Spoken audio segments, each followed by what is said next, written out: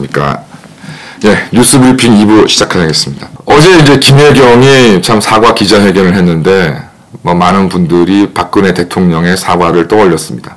당연히 박근혜 대통령이 하신 일과 김혜경이 저지른 범죄와는 분명히 이제 다른데, 비슷하다고 느낀 것은 자신은 아무런 책임이 없다면서 그 주위의 그 측근 인사가 자신과 상관없이 어떤 일을 버쳐질렀다. 그러니까 내가 결국 측근 관리를 잘 못한 잘못이다. 라고 이렇게 빠져나가려고 했던 그 모습이 비슷하다라고 좀 생각이 들어서 아마 사과에 큰 효과는 있지 않을 것이라고 있을 수가 없다고 좀 생각을 합니다. 지금 이제 한간에는 지금 그 거수기당 내부가 아주 시끌벅적하다고 합니다. 이재명이 대선에서 승리할 가능성은 이제 완전히 좀 날아갔고, 어쨌든 그래도 대선의 패배와 상관없이 이제 거수기당이 180석이라는 이제 거대 정당이기 때문에 또 이제 곧바로 이제 올해 6월에는 지방선거, 이제 곧 이 지방선거를 끝나면 이제 총선 이렇게 있으니까 결과적으로 지금 가망이 없는 대선에 매몰되기보다는 당권을 장악해서 이제 다가오는 선거에서의 공천권 등을 어떻게 행사할 것이냐, 여기서 또 지분을 또 어떻게 차지하고 나눌 것이냐, 이게 지금 서로의 초미의 관심사라고 하고요. 그런 차원에서 또 추미애가 오랜만에 좀 등판을 해서 지금 얘기를 이제 발언을 한 것은 다름이 아니라 추미애 입장에서는 하여튼 이재명 쪽에 찰싹 달라붙어서 이재명의 그 세력들을 흡수해서 또 당권이나 이런 것들을 한번 생각해 좀 보고 있는 것이고요. 이낙연 같은 경우도 이제 미루다가 이제 총괄 선대위원장을 이제 맡게 됐는데, 이 부분도 당연히, 대선에서 이제 역할도 한 게 없는 사람이 나중에 있을 당권을 두고서 싸움에 나선다는 게 말이 안 되니까 결국은 이제 하는 척이라도 하려고 나온 게 아니냐라는 얘기고, 지금 우상호 같은 경우도 김혜경과 관련해서 국민들이 심각하게 생각하지 않는다라는 식의 망언으로 아주 그냥 여러 가지로 비난을 자초하였는데, 우상호 같은 경우도 지금 대선이 문제가 아니라 우상호는 지금 서울시장을 좀 꿈꾸고 있기 때문에 하여튼 서울시장 후보 공천에 어느 쪽이 더 유리하냐에 따라서 여러 가지 입장들이 나눠질 거라고 생각됩니다. 그래서 그 다음에 이제 최근에 좀 안철수하고 이제 거수기당 각 당과의 지금 단일화 얘기가 나오고 있는데, 다들 좀 처음에는 뜬금없다고 생각했습니다. 근데 여러 가지 이제 그렇게 얘기한 이유는, 그렇게 생각하게 된 이유는 이제 안철수하고 이재명이 합쳤다 하더라도 그 지지율이 플러스가 되는 것이 아니라, 어제 이제 계속 그런 보도가 나왔는데, 이제 안철수를 지지하던 표들이 결국 윤석열과 이재명으로 갈라지고, 그 다음에 또 상당수 표들이 지지 유보로 지금 흘러가기 때문에 단일화 효과가 클 수 있겠냐라는 얘기가 있었습니다. 그런데 그런 어떤 현실적인 선거에서 단일화가 문제가 아니라, 지금 이재명 입장에서는 어쨌든 안철수가 계속 버텨주어야 그나마 윤석열과의 경쟁을 조금 더 치열하게 할 수가 있기 때문에, 안철수의 어떤 독자적인 그 후보 출마를 유지를 하면서 대선 이후에 이제 당권을 이제 장악하는 데 있어서 이재명의 어떤 지지세만으로는 부족하니까 이제 안철수를 끌어들여서 이제 민주당 내에서 안철수의 지분을 올린 후에 이제 안철수와 연합을 해서 이제 그 연합한 쪽에서 당권을 장악하는, 이런 얘기가 있는 게 아니냐라는 하여튼 지금 현재 복잡해진 대선 국면에 맞게 각 정당과 후보들 사이에서 온갖 이야기 다 지금 퍼져 있는 것 같습니다. 그러한 와중에 이제 최근에 이재명이 이제 이전에도 없었던 것은 아니지만 이제 선거 비용 관련해서 펀드를 이제 모집을 350억 원가량을 이제 모집을 했는데, 정말 펀드를 모집하겠다고 나선 날부터 거의 하루도 안 될 정도로 그 목표 계획을 다 채웠다고 합니다. 그래서 이게 좀 굉장히 과거 사례에 비하면 의외다. 그래도 아무리 유력한 대선 후보를 하더라도 사전에 좀 홍보가 돼서 이제 정말 또 지지세가 또 올라가는 와중에 이제 이런 펀드를 이제 개설을 하게 되면 이제 많은 사람들이 이제 물론 참여할 수 있지만, 그래도 최소 수일은 걸린다고 봐야 되는데, 과연 이게 하루도 안 돼서 이 목표액이 아무리 유력한 대선 후보를 하더라도 350억이라는 이 적지 않은 돈이 순식간에 모인다는 것이 이게 과연 가능한 일이냐? 이게 350억이 정말 열성적인 개별적인 지지자들에 의해서 지금 이게 모금이 된 거냐? 과연 그런 것이냐에 대한 좀 의문이 있다고 합니다. 저도 아무리 이게 순식간에 조직적으로 움직인다 하더라도 이게 과연 가능한 일일까? 이재명의 펀드를 모집한다는 내용은 저도 언론이나 통해서 잘 보지를 못했거든요. 근데 어떻게 이렇게 순식간에 모일 수 있느냐? 과연 또 이 대장동에서 이제 빠져나간 돈들이 지금 곽상도 등 뭐 이른바 50억 클럽에 뭐 남욱, 정영학, 뭐 김만배 이런 사람들이 뭐 얼마를 가져갔다고 하는데 그럼에도 불구하고 많은 지금 대장동에서 사라진 돈들이 있는데 드러나지 않는 돈이 있는데 과연 이러한 돈들이 지금 과연 어디로 갔고 지금 이재명이 지금 순식간에 모은 이 선거자금 펀드와 정말 관련이 없는 것인가 하는 좀 생각이 좀 많이 듭니다. 하여튼 이 부분도 만에 하나 이제 뭐 정권이 바뀌고 해서 대장동에 대한 수사가 이루어진다면 뭐 이 부분도 검찰에서 좀 확인을 해야 되지 않을까 좀 생각이 좀 듭니다.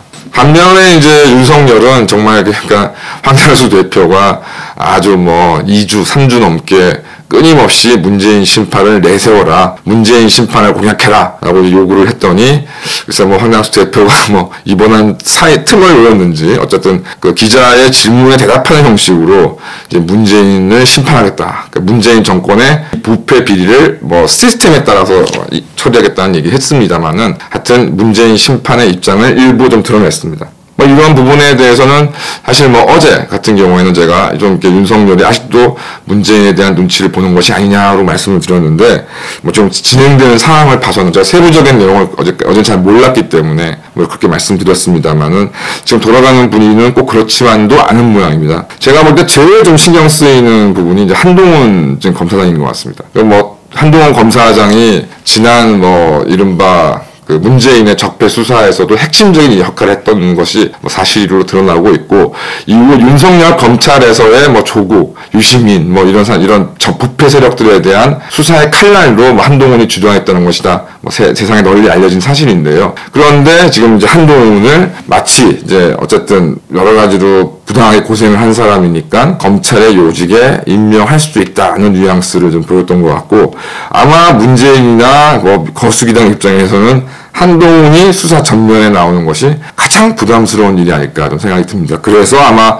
청와대도 뭐 문재인 같은 경우도 오늘 성명으로 윤석열의 뭐 정권 심판은 말도 안 되는 이야기라고 지금 아주 격렬하게 지금 반응하고 있는 것을 봤을 때 아마 이게 윤석열이 그냥 말로 본인의 말로만 문재인 정권 심판을 얘기했다면 뭐 어떻게 립서비스로만 볼 수 있는데 한동훈을 같이 언급했다는 부분에 대해서는 하여튼 문재인과 거수기당이 긴장하지 않을 수 없는 상황이 아닌가 좀 생각이 들어서 결과적으로 그러면 뭐 윤석열이 그럼 이런 부분을 왜 얘기했느냐 뭐 결과적으로 황장수 대표가 혁명20이 얘기한 것처럼 윤석열 당신이 야권의 후보로서 지금 문재인 정권의 비리를 심판해야 될 책무가 있고 또 지금 정권 교체 여론이 국민의 전체 60%를 육박하거나 넘고 있는데 그렇게 정권 교체를 바라는 국민들의 의사에 가장 근본적인 원인이 문재인 정권 비리 아니겠습니까? 그러니까 당신이 안정적으로 대통령에 당선되기 위해서 그리고 일부에서 말씀드렸지만 윤석열이 대통령으로서 정상적으로 직무를 수행하기 위해서라도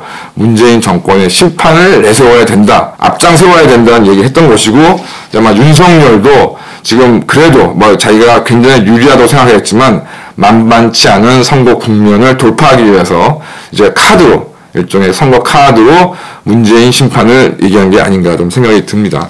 그래서 뭐 결론적으로 말씀드려서 하여튼 윤석열의 지금 여러 가지 위기 상황들이 있었을 때 윤석열이 검찰총장에 임명이 되어서 조국 수사를 하면서 정말 자신을 그렇게 응원하였던 이른바 거수기당 친문파들의 매서운 공격 속에 정말 속수무책으로 하루하루 당하고 있을 때 혁명21과 황장수 대표가 응원하는 유일한 구원의 손길을 내밀었고 또한 정치계에 몸을 담아서 뭐 김건희 문제라던가 뭐 장모 문제라던가 등등으로 정말 사면 초과에 몰려있을 때 이런 것들을 돌파할 수 있는 방법은 정책 공약, 그 다음에 야권 지지자들의 지지를 응집하기 위해서는 문재인 정권 심판, 또한 그 외에 이제 기득권에 양합하지 않는다는 모습은 케어는 하지 않겠다. 이 세 가지를 저희가 내세웠던 것이고 지금 현실적으로 이 세 가지가 다 지금 대부분 다 수용되고 있는데 하여튼 윤석열 후보가 아직까지도 약간 애매모호한 모습을 보이고 있기 때문에 혁명21로서는 애초부터 윤석열을 지지하거나 국민의 떡당과 같이 찾는다거나 그런 거 자체 생각지도 않았지만은 현재로서는 윤석열을 지지한다거나 그럴 생각은 조금도 저희가 있지 않다고 저는 생각이 들고요.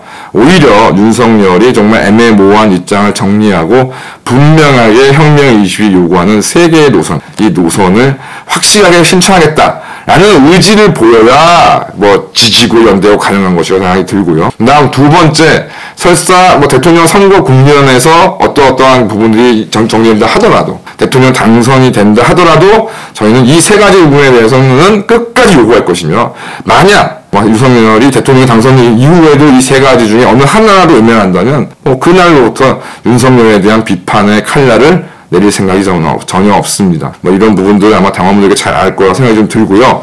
일단 조만간 이제 안영수 대표가 이제 병원에서 나와서 정상적인 이제 업무를 복귀할 때 이제 이런 부분에 대해서도 같이 더 상세하게 논의를 해서 대통령 선거뿐만이 아니라 대통령 선거 이후에 그 다음에 예정된 지방선거 그 이후에 전국에 있어서 혁명20과 황장수 대표가 어떤 역할을 해야 되는지 계속적으로 저희가 논의를 할 것이고 이 부분은 정말 당원분들께서 열성적으로 정말 이렇게 투쟁에 참여하시는 거에 대해서 제가 경의를 표하지 않을 수가 없습니다. 하여튼 이런 부분을 통해서 이제 계속적으로 이런 내용들을 이제 말씀을 드릴 거고, 혹시 이에 대해서 다른 의견이 있으시다 그러면 기탄 없이 말씀해 주십시오. 다만 제가 말씀드린 기조는 저희 혁명21의 기본적인 결성의 어떤 이념이기 때문에 이 부분이 흔들릴 가능성은 거의 없다고 생각합니다. 감사합니다.